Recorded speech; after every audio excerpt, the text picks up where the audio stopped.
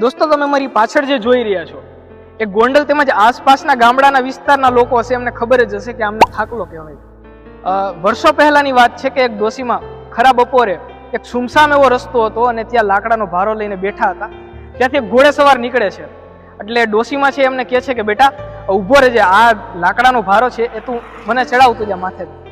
ત્યારે પેલો જે ઘોડેસવાર છે ઊભો રહે છે અને ડોશીમાના માથે પેલો લાકડાનો ભારો ચડાવે છે.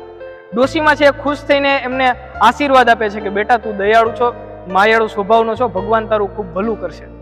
અને પછી ઉપર ડોશીમાં પાછું બીજી વસ્તુ બોલે છે કે જો કદાચ આસપાસના વિસ્તારમાં થાકલો, પાણીના પરબ અને વૃક્ષો હોય તો ઘણા બધા લોકો છે એ વૃક્ષોના છાયા નીચે બેસે થાય અને શાંતિ થાય. એના માટે ખાસ કરીને આ બીજે જ દિવસે આ જે થાકલાનું કામ છે એ શરૂ થઈ જાય છે.